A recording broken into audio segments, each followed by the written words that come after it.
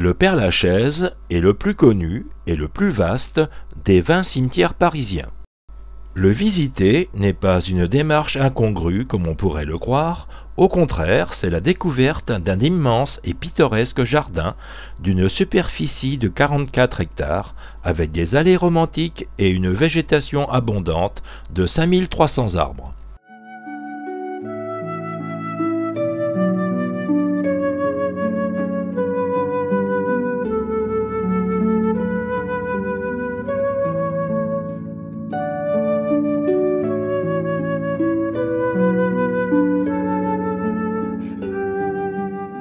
Il a été créé en 1803 sur l'ancienne colline de Champ-l'Évêque, sur laquelle, 4 siècles plus tôt, un riche commerçant, Regnault de Vendôme, avait acheté un grand terrain de 17 hectares.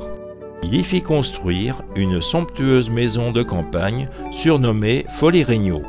Autrefois, une folie désignait un endroit feuillu. En 1626, la Folie Regnault fut rachetée par les Jésuites pour en faire leur maison de repos. Le révérend père François d'Aix de Lachaise, confesseur de Louis XIV, assidu de la propriété, contribua généreusement à sa restauration. Après l'expulsion des Jésuites à la Révolution, la ville de Paris acquiert cette propriété pour la transformer en cimetière que l'on baptisa Père-Lachaise. Le 21 mai 1804, le cimetière est ouvert et la première personne à y être enterrée est un modeste employé d'un commissariat de police. Mais les Parisiens fortunés, clients potentiels du cimetière, sont récalcitrants à s'y faire enterrer, le trouvant très excentré et situé dans un quartier pauvre et populaire. Alors, le préfet Franchot lança une opération de propagande en y transférant les restes de Molière et de La Fontaine, symboles de culture, ainsi que ceux d'Héloïse et d'Abélard, symboles de liberté dans l'amour face à l'Église du XIIe siècle. Cette publicité porta ses fruits puisque entre 1824 et 1850, le cimetière du Père-Lachaise fit l'objet de 5 agrandissements successifs, portant ainsi sa superficie à 44 hectares.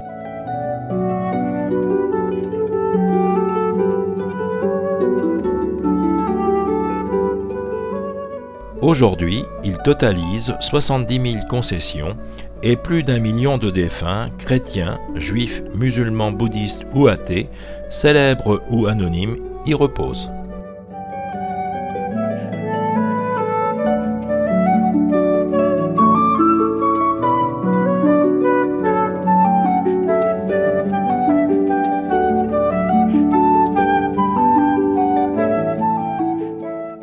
Il est aussi rempli d'énigmes et de mystères.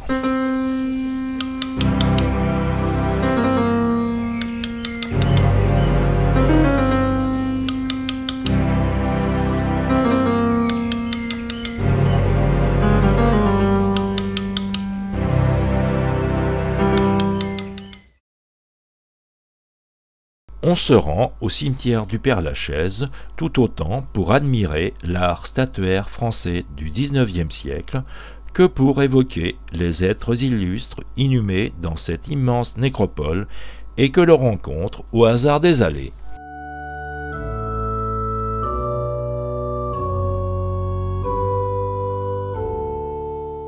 Le monument aux morts, réalisé par Albert Bartholomé, resta quelque temps voilé, choquant un certain public par son accumulation de nudité.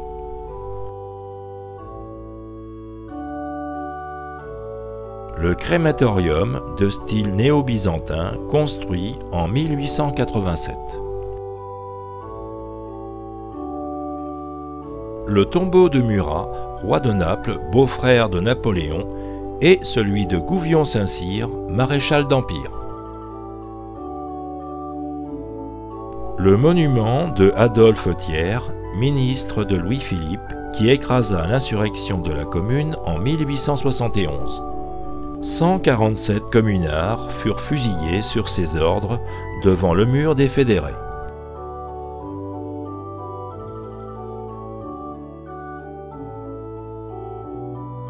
Après la guerre de 1870, la bourgeoisie commerçante et industrielle qui jouit d'un grand essor économique va commanditer la construction d'innombrables mausolées funéraires aux formes variées.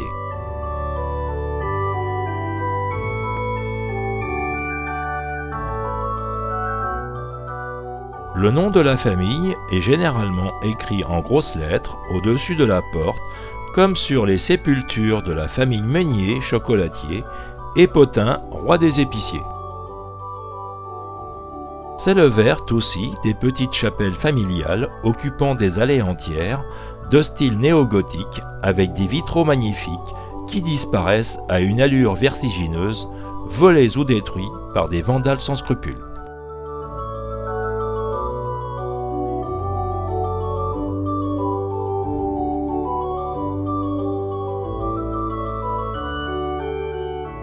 La sépulture du médecin Philippe Ricord, qui se consacra à l'étude des maladies vénériennes et qui rendit les asiles plus humains, notamment en n'enfermant plus les fous derrière des grilles de fer. Un mystère, cette grille de la chapelle. En effet, elle est toujours ouverte. Même qu'à plusieurs reprises, un gardien s'est amusé à la fermer le soir avant la fermeture du cimetière, et systématiquement, le lendemain matin, il l'a retrouvée ouverte. Bizarre, non?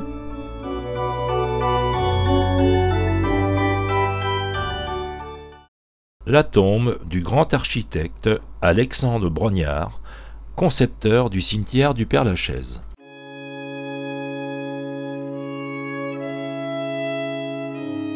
Vivant de nom, nommé par Bonaparte directeur général des musées. C'est lui qui organisa celui du Louvre. Le peintre et dessinateur français Théodore Géricault. Eugène Delacroix, peintre romantique, son sarcophage de l'Ave noire de Volvic est une reproduction du tombeau de Scipion conservé au musée du Vatican. Félix Faure, élu président de la République en janvier 1895.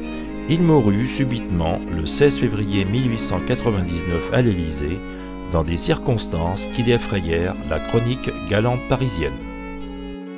La sépulture du poète Alfred de Musset ainsi que celle de sa sœur. Le tombeau toujours fleuri de Frédéric Chopin qui vibra d'un amour passionné pour George Sand.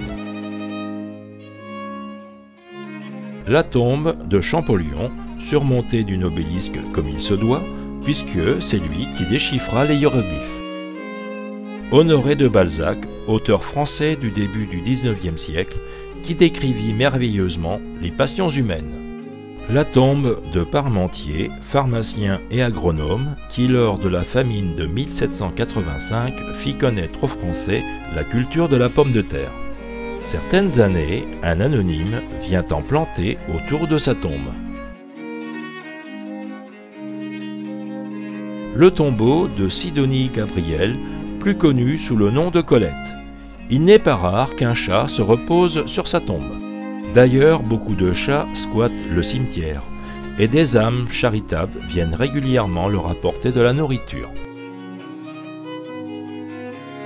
La tombe de Barbedienne, fondeur de profession, est surmontée de 3 jeunes femmes, grandeur nature. L'une d'elles a la poitrine dénudée, et on peut s'apercevoir que son sein gauche est nettement plus poli que le droit.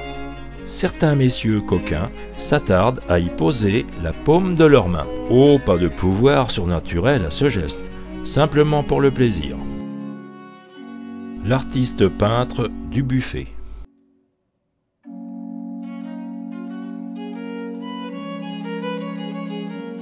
Oscar Wilde, écrivain anglais, idolâtré pour ses écrits, mais fort décrié pour son homosexualité. On peut s'apercevoir qu'une partie de l'anatomie du sphinx est manquante. Il paraîtrait que 2 femmes britanniques, choquées de voir la représentation de leur écrivain en cette tenue, décidèrent, sous la colère, de fracasser les coloquintes. Les parties de notre sphinx ramassées finirent comme presse-papier dans le bureau du conservateur du Père-Lachaise de l'époque.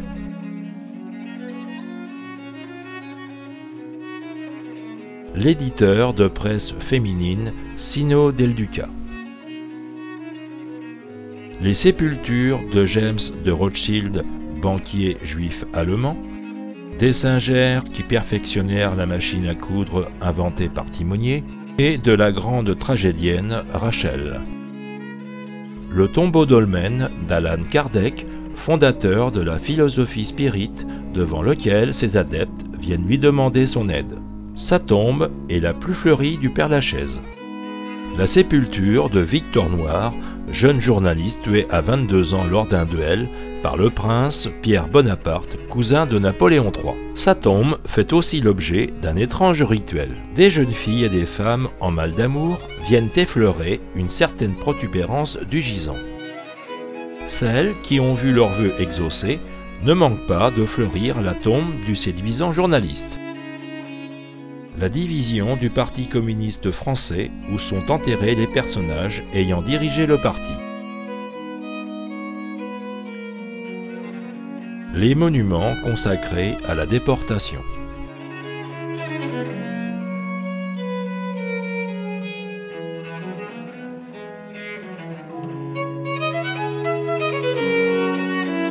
La petite tombe de Jim Morrison, le célèbre chanteur des Doors, fait l'objet d'un culte fanatique. Elle doit être gardée pour éviter que des admirateurs trop enthousiastes viennent y installer leur lit de camp ou détériorer la pierre tombale.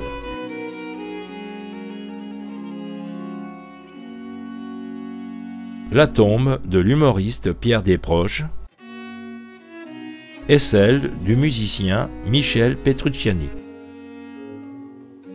Rosine Bernard, dite Sarah Bernard, grande tragédienne française. La tombe de Simone Signoret et de Yves Montand. Le tombeau d'Édith Piaf. La sépulture de Gilbert Bécaud.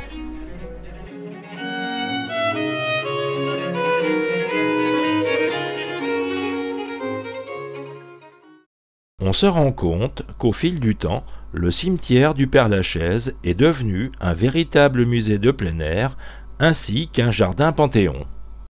Véritable havre de paix et de tranquillité, où l'art flirte avec le kitsch, il est parcouru chaque année par près de 2 millions de visiteurs.